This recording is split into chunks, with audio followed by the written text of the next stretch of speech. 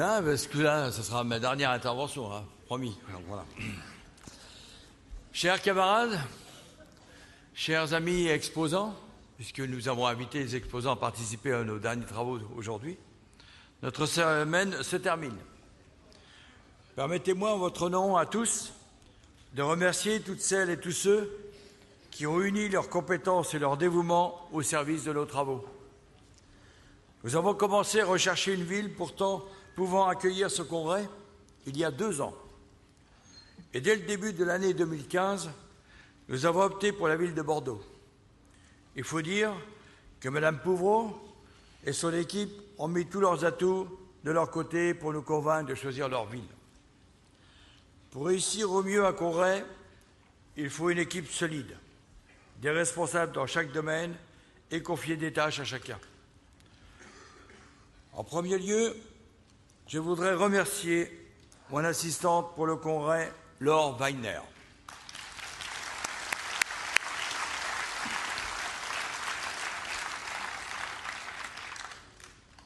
Elle m'a vraiment secondé en construisant des dossiers bien ficelés et a supporté sans rechigner mes exigences. Un grand merci à mon copilote Jacques Chancel,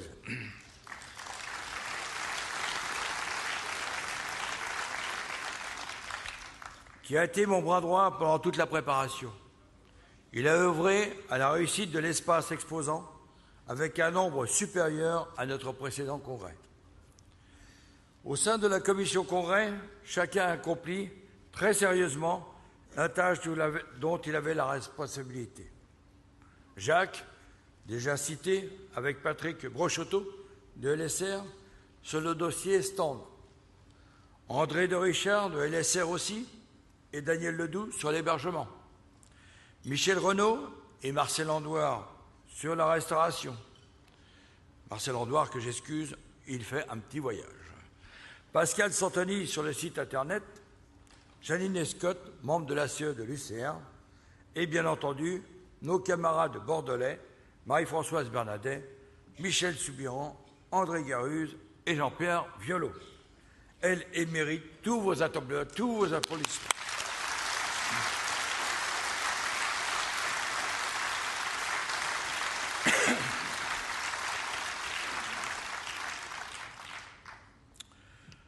Je ne vais pas citer tous les membres du bureau, mais chacun a participé et contribué au succès de ce congrès. Plus de 30 exposants étaient présents. J'ai pu constater qu'ils vous ont réservé un bon accueil. Vous avez profité des produits de la lutte des Fralip, par exemple, ou des perspectives de voyage, des séjours de vacances, sans oublier la dégustation des vins proposés. J'espère que vous avez apprécié le choix de menus proposés chaque jour, avec Marie-Françoise, Marcel Andoire, et moi-même, nous avons été obligés de goûter presque tous les plats. Ah, c'est une tâche ô combien difficile, mais le traiteur du loup a su être à la hauteur et a rempli le contrat tout en respectant les horaires.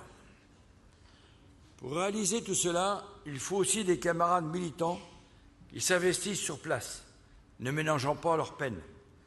Sous la conduite d'un collectif de travail de Marie-Françoise, Michel, André et Jean-Pierre, ils ont réussi à mettre en place une équipe de 80 personnes de la région Aquitaine, dont 50 camarades étaient là tous les jours pour l'accueil, la distribution du quotidien, les contrôles, la tenue des bars, le vestiaire, la vente des tickets boissons, les courses, les conduites à l'aéroport, sans oublier le rôle de guide pour les accompagnants, ainsi que les visites du mercredi après-midi. Je remercie aussi les 2 secrétaires qui ont travaillé dans l'ombre pour saisir le condensé de vos interventions. C'est un vrai chantier qu'ils ont réalisé et j'invite tous les camarades à monter sur la scène sous vos applaudissements.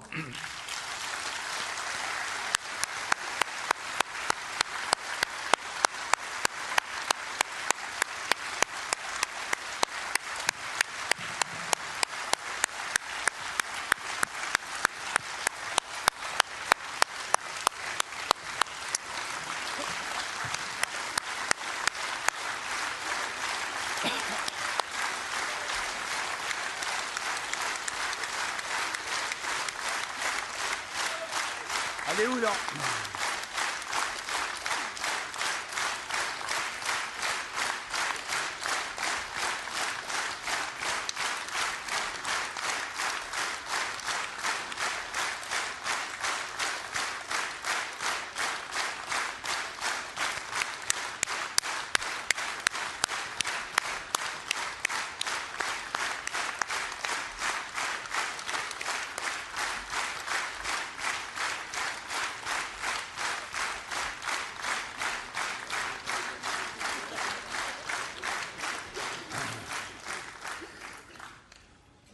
Laure, si elle est là, j'aimerais bien qu'elle me vienne à côté de moi. Elle est où, Laure? Alors, qu'elle est pas là. Bien, Laure. Nous avons donc commencé nos travaux par la tenue de 2 tables rondes avec nos camarades étrangers. Des militantes et militants les ont accompagnés pendant leur séjour. Sous la conduite d'Hubert, je tiens à les remercier car ils ont contribué à garder les bonnes relations entretenues depuis de nombreuses années avec nos camarades. Il s'agit de Marie-France Boutroux, Anne Simpson, Claude Gillet-Collard, Françoise Wagner, Anna Arinza et André Fernandez.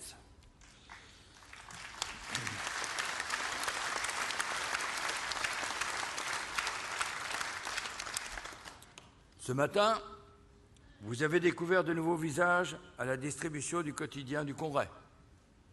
Ce sont nos journalistes de Vie-Nouvelle.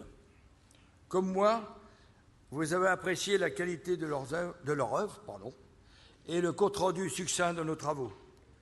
Le collectif de rédaction présent depuis dimanche soir a été piloté par Pascal Terra et José Faure et accompagné de journalistes Yolande Bachelier, Richard Vaillant, Gérard Lepuil, Yvon Huette, Michel Chède, notre correctrice Adriana Vaillant et notre photographe complètement inconnu, Alaoua.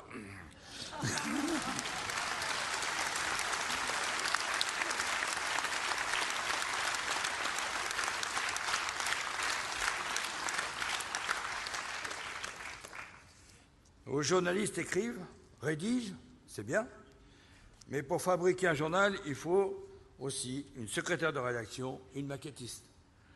Corinne et Madiana ont mis tout leur talent de rédactrice et de concepteur graphique. Elles contribuent largement à l'évolution de Vie-Nouvelle et vous avez pu constater l'évolution de notre magazine.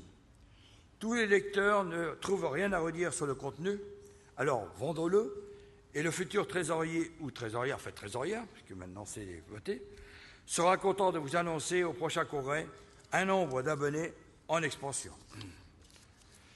Après avoir parlé de la fabrication du journal, il ne faudrait pas oublier sa promotion de stand Vie-Nouvelle, tenue tous les jours par Sandra Croulard et Carmen Millet, plus 4 membres de l'organisation de Bordeaux et des membres du collectif Promotion, dont Richard Rouget est le pilote.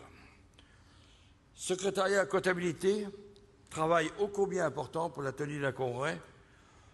Comme celui-ci, Maryse, Virginie ont accompli cette tâche en y associant Alain de Chavannes, de la Confédération, qui s'est investi pour nous donner les résultats des différents votes. Un petit clin d'œil pour Pascal Santoni et Saska pour la construction du site de l'UCR, qui sont présents devant moi. J'ai oublié, d'accord. Une nouveauté qui permet à tous les retraités d'être au fait de nos actions. Vous avez pu admirer, comme moi, ces belles bâches intérieures et extérieures, ainsi que cette ambiance chaude, effectivement, de la scène, du son, des images. Tout cela a été réalisé par les techniciens de Pélicam, sous la conduite d'Isabelle et de Laure, assistés par les 2 Christian, de Jean-Pierre, de Philippe, sans oublier la régie technique du Palais des Congrès, sous la conduite de Mathieu, ainsi que le personnel d'accueil, techniciens, sécurité, qui nous ont facilité ce séjour agréable. Merci à tous de nous avoir créé cette ambiance chaleureuse.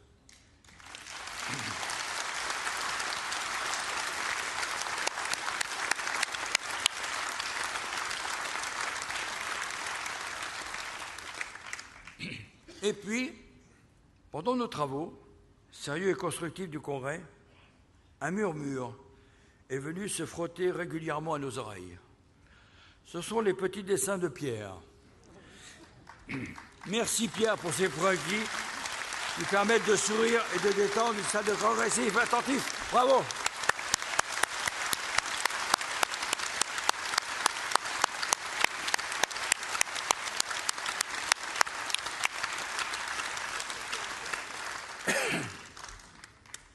Paris gagné.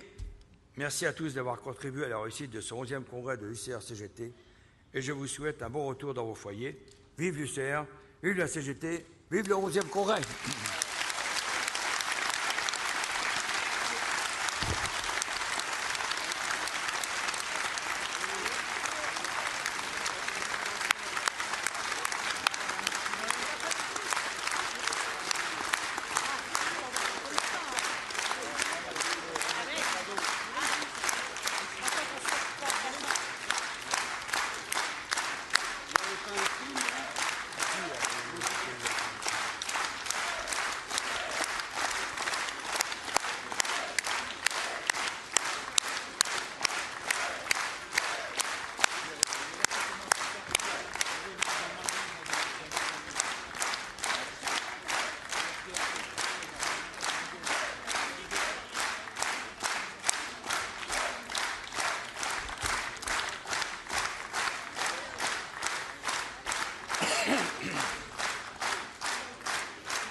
Et maintenant, un petit clip des coulisses du congrès.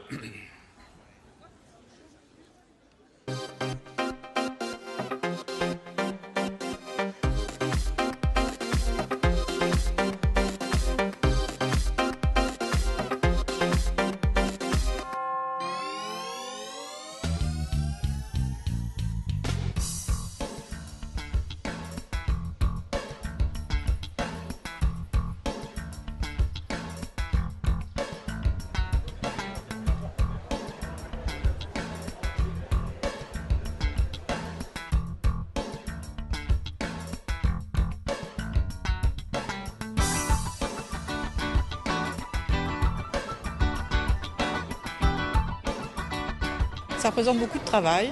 Ça représente déjà à peu près 420 délégués.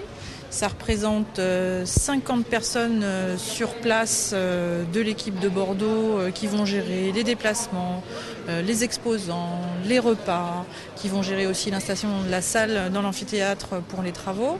Ça représente 6 salariés qui travaillent depuis déjà quelques mois pour que le congrès se passe bien et que ça facilite l'accueil de chaque délégué. C'est une dizaine de journalistes, c'est 50 invités qui viennent d'organismes différents, 15 invités internationaux, donc ça fait beaucoup d'organisation.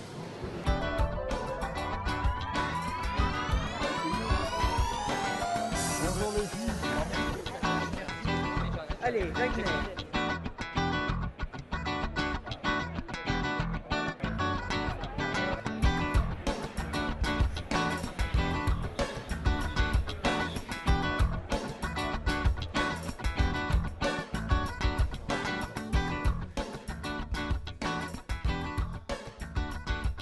Le rôle du secrétariat du Congrès, c'est de remettre en forme les résumés des interventions des délégués qui paraîtront dans le compte rendu du 11e Congrès.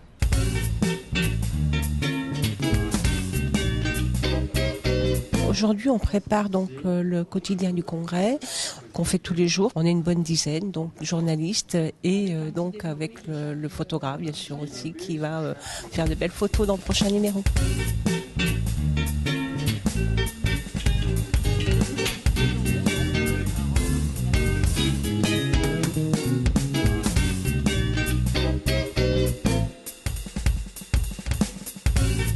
On a mis en place effectivement 3 destinations encadrées par aussi des camarades de LSR et de l'USR. Donc la première Saint-Émilion, 150 personnes. La deuxième, la Cité mondiale du vin, aussi 150 personnes avec une balade sur le fleuve.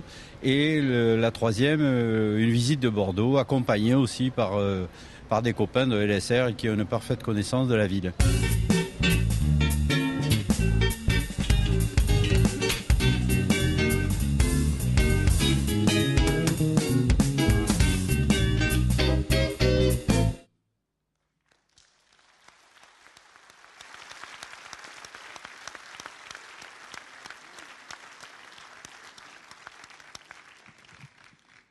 J'appelle Olivier Jouxter pour l'intervention de clôture.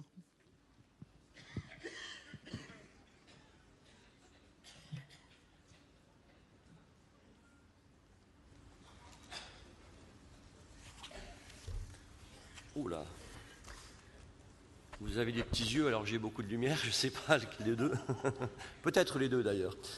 Alors, après ces deux séquences chargées d'émotions, enfin moi je le suis en tout cas ému, je vais tenter de retenir votre attention une quinzaine de minutes environ. On m'a dit, fais pas trop long, ils en ont marre, ils sont un petit peu fatigués, ils veulent rentrer chez eux. Voilà, alors sauf que vous avez confié ces conclusions à un bronchiteux, alors je suis venu avec ma petite bouteille. S'il y avait une ou deux interruptions de son pendant mon prononcé, vous m'en excuserez. Chers amis, chers camarades, je ne reviens pas sur l'appel du Congrès, il a été débattu ce matin, corrigé, amendé, donc voilà. Permettez-moi d'adresser à nouveau, même si Maurice vient de le faire, nos remerciements à l'ensemble des camarades qui ont participé à notre accueil, qui se sont dévoués sans compter leur temps. Merci à toutes et à tous pour votre disponibilité, vos sourires. Merci à l'Union départementale, à l'USR de Gironde.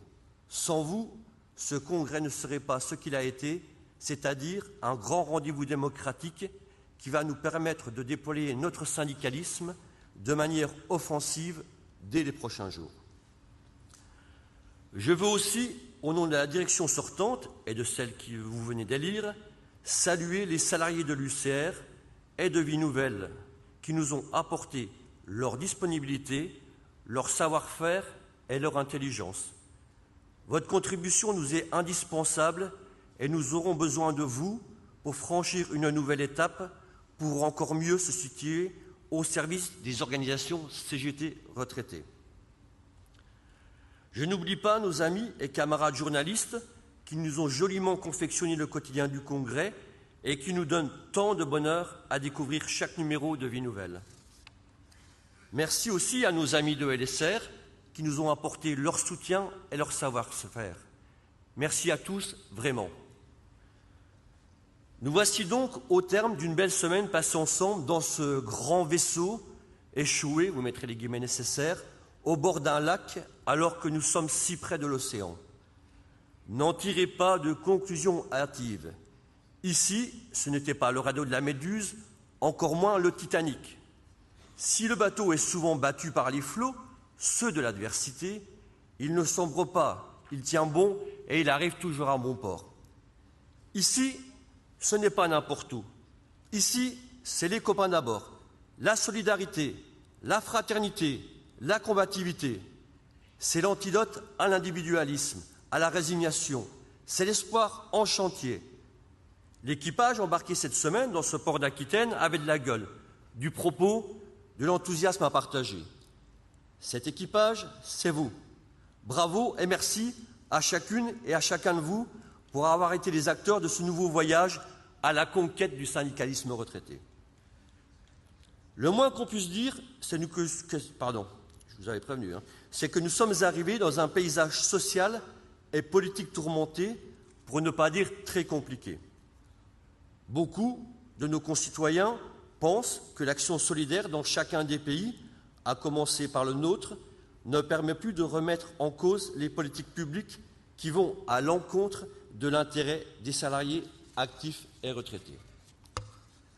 Nous sommes face à un vrai défi pour faire partager l'idée que la lutte collective est le seul moyen de peser pour d'autres choix.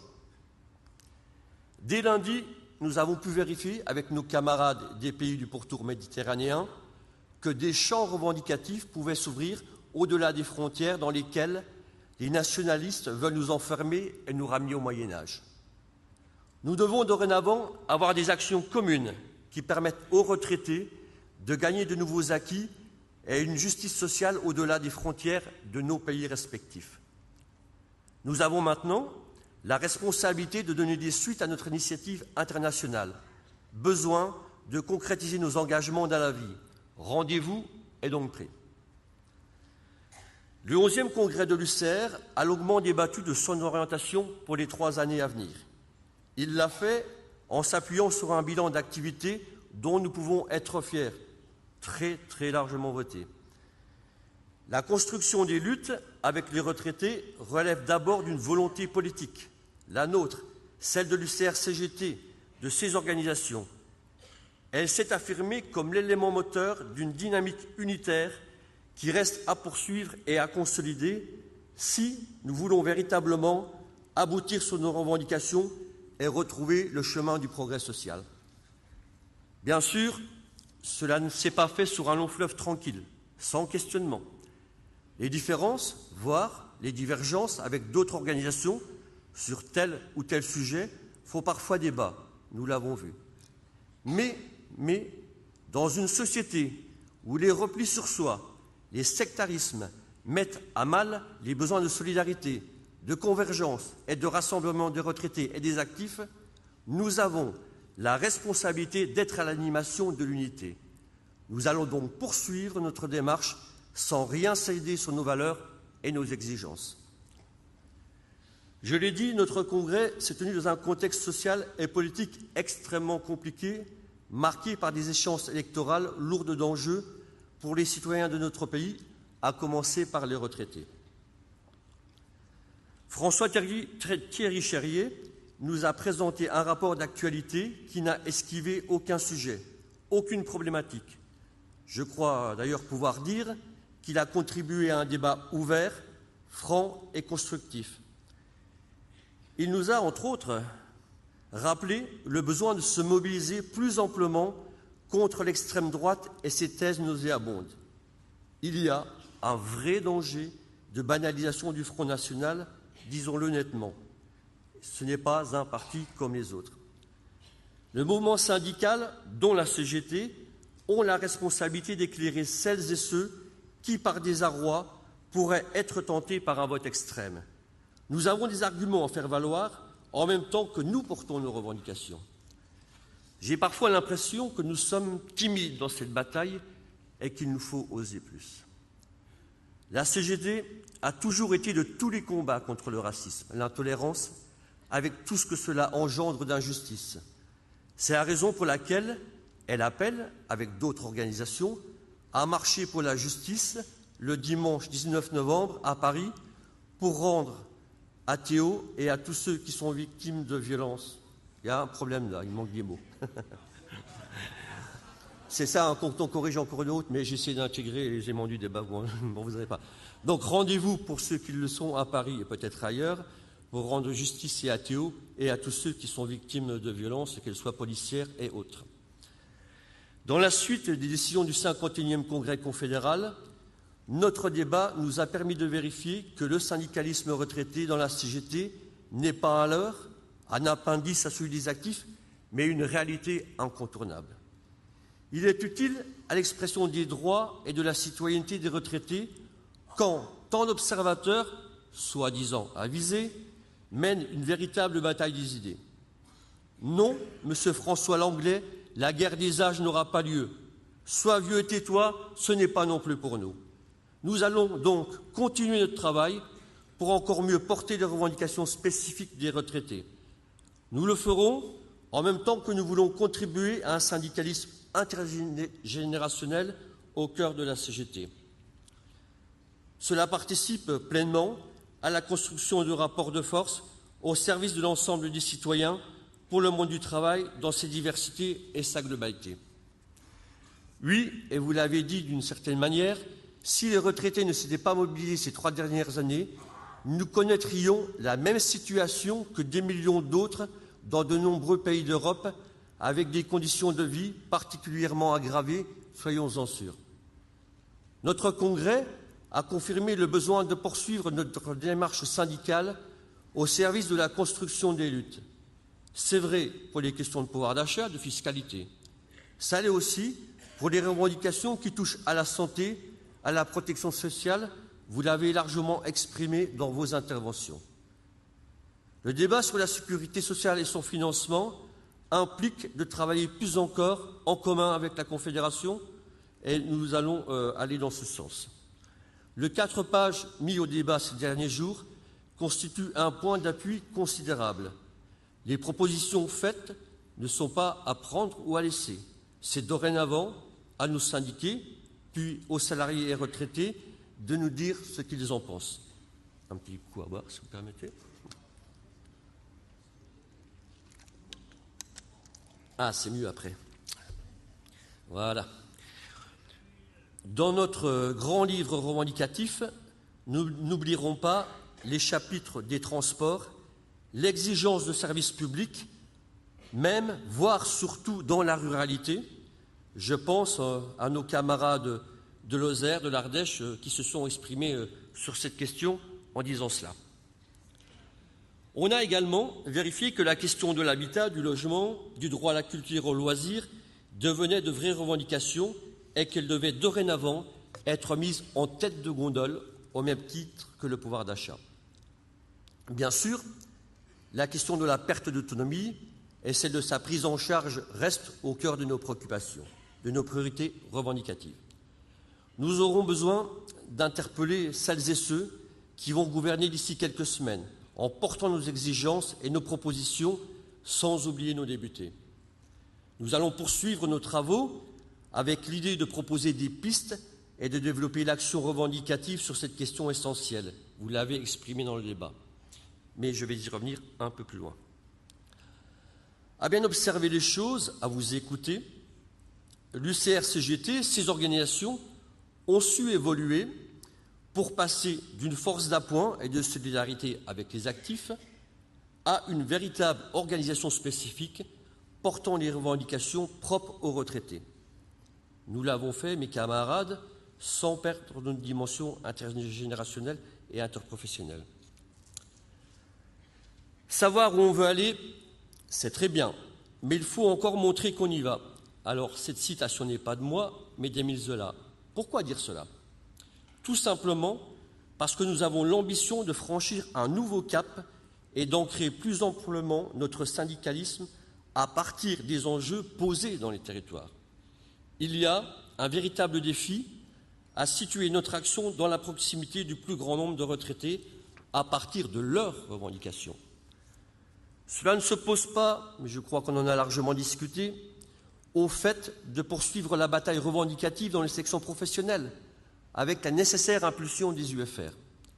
L'enjeu qui nous est posé, c'est de se déployer au-delà de nos murs habituels pour s'adresser au plus grand nombre des 16 millions de retraités que compte notre pays.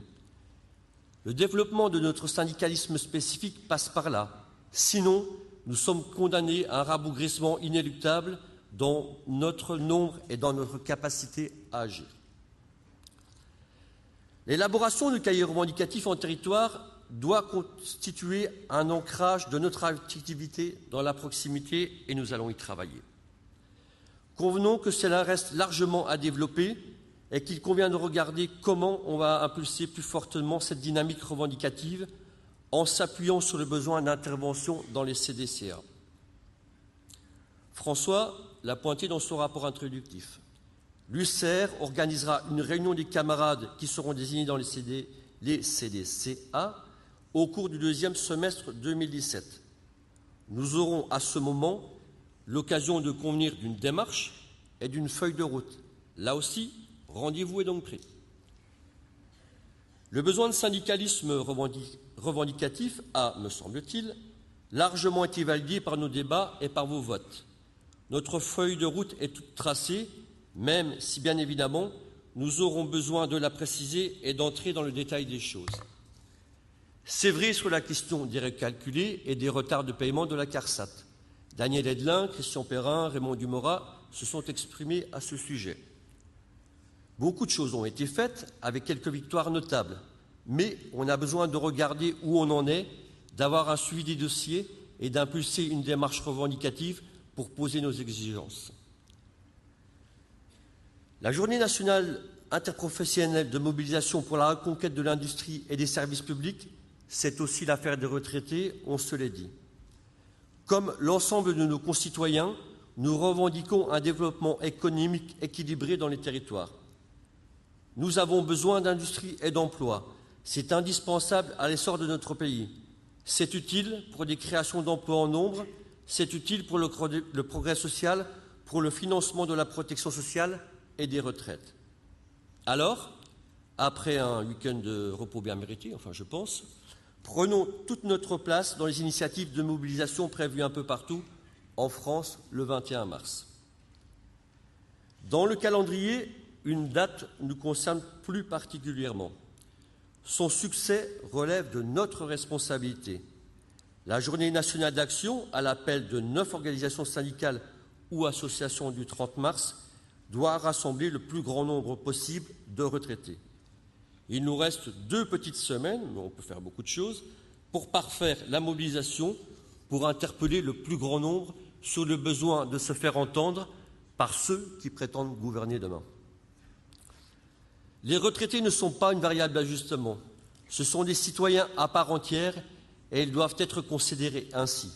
Alors, donnons-nous les moyens de passer un nouveau cap dans la mobilisation. La réussite de cette nouvelle journée d'action nationale, unitaire pour le pouvoir d'achat, dépend grandement de l'engagement de chacune et chacun d'entre nous. Alors, allons-y avec enthousiasme. Et n'oublions pas, mais Jean-Pierre nous l'a rappelé tout à l'heure, le questionnaire unitaire qui nous permet d'aller au contact. Au-delà de cette grande journée d'action, nous avons mesuré le besoin absolu de se compter plus nombreux à l'avenir pour être plus forts. C'est une question cruciale pour élever le rapport de force à notre avantage. L'introduction d'Alain Laporte pour le débat interactif de mardi après-midi nous a questionné sur notre capacité à renforcer réellement les organisations de retraités de la CGT. Il nous a rappelé que 7 syndiqués sur 10 quittent la CGT en partant à la retraite. Si cette situation n'est pas nouvelle, l'ambition affichée par ce congrès pour dépasser le constat l'est. Vous l'avez compris, on a décidé d'en faire un cheval de bataille de la mandature qui s'ouvre. On y reviendra inlassablement, on ne lâchera rien, comme on dit. Au-delà de ce que la direction de l'UCR va devoir impulser pour développer et relever les défis du renforcement, on aura besoin de regarder avec chacune des organisations représentées dans ce congrès comment on fait, quel acte de direction on prend. À vous entendre dans le débat, il me semble que les enjeux de la syndicalisation et celles de la continuité sont mieux abordés que par le passé, mais nous ne sommes pas aboutis. C'est la raison pour laquelle, en prolongement du Congrès, nous avons acté un grand rendez-vous de la syndicalisation à Montreuil, prévu le 19 septembre. En tenant cette initiative, nous voulons frapper un grand coup et marquer le début d'une grande démarche qui responsabilise l'ensemble des militants sur cette question.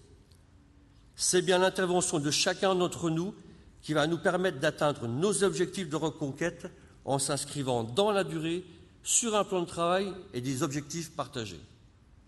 Un dernier petit coup. Après, on passera à l'apéro. Ce travail, nous devrons le mener en même temps que notre réflexion sur le besoin de faire évoluer les structures. Dans son rapport d'introduction, François a évoqué l'idée d'un grand tour de France en 95 étapes pour aller à la rencontre des organisations. Nous y reviendrons forcément à l'occasion d'un prochain comité général, mais convenons que l'idée doit être retenue et qu'elle sera au cœur de notre déploiement pour les 3 années à venir. Mes camarades, ce printemps ne ressemble à aucun autre, mais j'espère que nous finirons par le trouver beau, malgré les dangers qu'il comporte. Cela dépend là aussi de nous, et nous devons tout faire pour que l'expression revendicative fleurisse en guise d'espoir pour des jours meilleurs. Philippe Martinez nous a dit beaucoup de choses hier.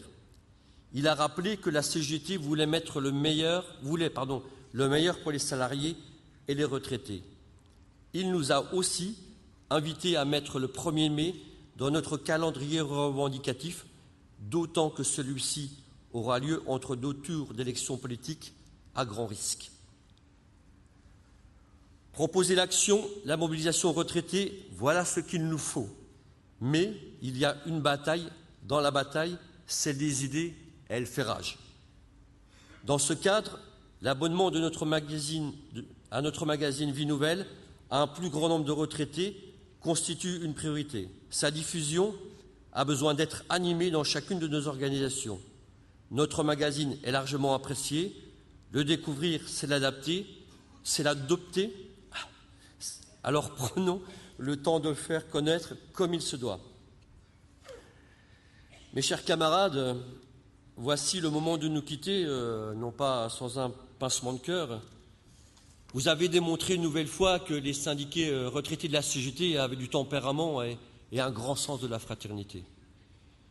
Il nous reste dorénavant à faire vivre nos décisions dans la vie. Nous le ferons bien évidemment avec l'enthousiasme qui nous caractérise, en nous appuyant sur le travail de la commission exécutive qui se réunira dès le 28 mars. Pour finir, je vous livre à nouveau une citation d'Émile Zola, c'est mon adolescence, je vous la fais un peu partager. Citation que nous pourrons faire nôtre. « Je n'ai qu'une passion, celle de la lumière au nom de l'humanité qui a tant souffert et qui a tant le droit au bonheur.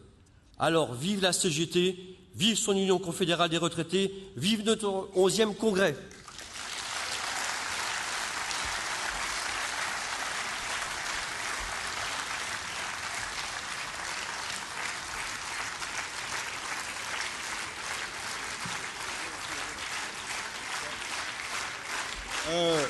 On quitte pas la salle, mes camarades, là. Il en manque un petit morceau, quand même. Hein. Ah ouais, attendez. On a un congrès de la CGT. Donc, j'invite la direction élue sur la scène. Vous avez le temps d'aller manger, mes camarades. Ceux qui ont des trains, bien sûr, mais quand même, il en manque un morceau, là. Hein. Non? Non. Allez, rapidement, les camarades. Comme ça, après, on pourra prendre l'apéritif... le pot de l'amitié, le repas fraternel, et ainsi de suite. C'était pas trop long? Bon, c'est vrai. C'est bon, Maurice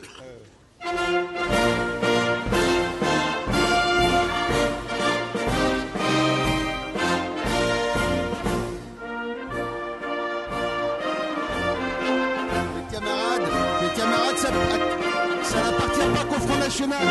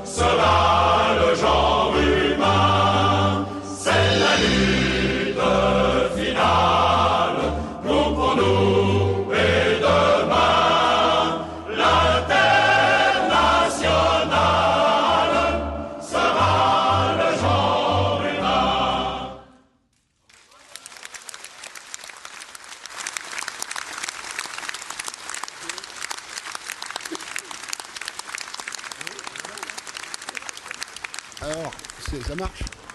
Eh bien, merci à tous. Bon retour. Bonne réunion préparatoire du 30. Et puis à bientôt dans les luttes et dans la rue.